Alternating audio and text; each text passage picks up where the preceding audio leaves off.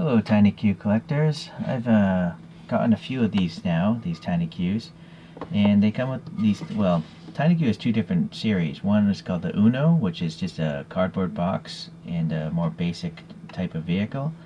But the Pro series has a metal base, steering wheels, and they come in these Lego type of display cases with this side opening door. And although these work perfectly fine, I don't really need to see the bottom of a vehicle. And I do like dioramas. This is just a simple one I found online. You know, it's just a paper graphic, really. And you just put your Choro-Qs or your TinyQs in front of them. So I thought I'd do a quick little tutorial video of how you can make a simple base to fit inside of these things. And then you could, stick in a Choro-Q or reapply that plastic piece that holds the TinyQ down. And then stack them all up. So I'm going to cut away to my little glass work table and come back when I'm finished.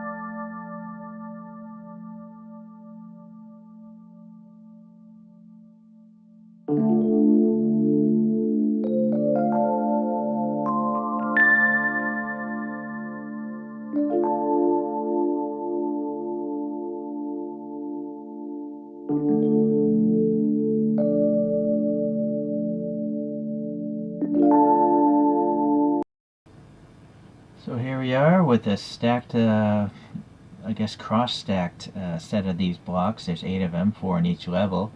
And so, just like real Legos, the overlapping them is what makes this a functional cube.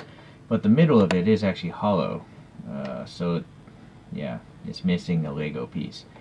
But obviously you can, stack them in length, just one long column if you want. But I figured for this video I just do a cube.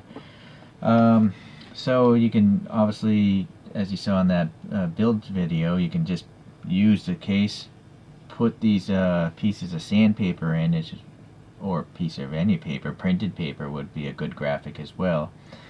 But for me, I like to use sandpaper because it has dimensionality to it. It looks like a scale surface, like in particular this Honda Civic one. And so as you saw, I made a template first. You can use paper, but I just had some hobby styrene. And then I even marked it to make it a little more idiot-proof. Don't cut this corner hole for the hinge, with the top. So the reason why is when you're using a cutter, you don't want to be cutting into an abrasive material like sandpaper because you'll dull the blade. Obviously, if you're not using sandpaper, you can cut any direction you want. But with sandpaper, it's better to cut from the back side, the paper side, so you're not doing much damage to the blade. So that's why I choose to literally mark it, cut from the bottom of the paper. Then as you saw, some double-sided tape, and you can experiment with different grits of sandpaper. This is a different color sandpaper, looks like dirt. And then I use that hobby grass, to add some detail to that, or onto the black paper. Here's a different one. And then this last one here, I just used some hobby masking tape, which came in yellow, and then I clear coated over it because I was afraid this tape might fall off. But with the grit of the sandpaper, maybe it won't fall off, but just for insurance I taped it. Alright, so that's it. It's as long as you have a template, you can cut these out pretty fast. And bear in mind, I measured 71 by 46 millimeters. Give or take, it really depends, because it depends how you hold the knife when you're cutting the sandpaper. So you might actually want to make this a little smaller depending on how you cut the actual sandpaper, because it might end up being a little bit bigger than the plastic. Alright, but anyways, you're not going to die if you're half a millimeter off, right? So, the great thing about the way TinyQ designed these boxes is you can still open these cases up, right, and access your models. In my case, I actually used this, sticky tack putty. This one is particularly called TinyQ Pro, which is nice because it's a gray color instead of a bright yellow or blue or white.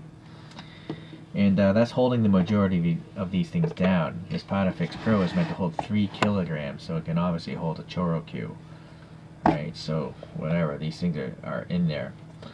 But for the actual 2 here that hold TinyQs, I went back and I actually added the black plastic piece. As you saw in the video, I just punched the holes in and then added the black plastic piece and screwed it back down. So this one I could snap in and out with other TinyQs. But Choro-Qs don't have any sort of snap feature, so you got to use some sort of mounting putty of some sort. Okay. The last thing I wanted to do is just see if I can fit some figures in this thing. Yeah, I guess it really depends on the size of the vehicle, but since I mounted this van here at an angle, I think I can fit my little cartoon orange girl here. Granted, I'm not using putty on this girl, so she would just rattle around. But yeah, she fits. Let's see. With the Skyline silhouette, I'll put my little ResinWorks race car driver in there. Yeah, so if you have some cartoon figures, you can definitely get those guys in there as well. And for the Mini here, you can see, there's a little room, so I crazy glued a hobby tree, HO scale railroading tree in there. So I'm very happy now. I think I'm gonna, since I have extra templates, I'm gonna just continue building this cube vertically as I get more TinyQs, and then use them for my more prestigious models. I might take this truck out later. or the models I don't see myself adding to other reviews for comparison. So yeah, it's great.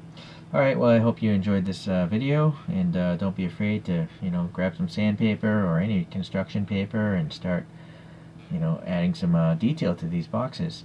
Alright, thanks for watching.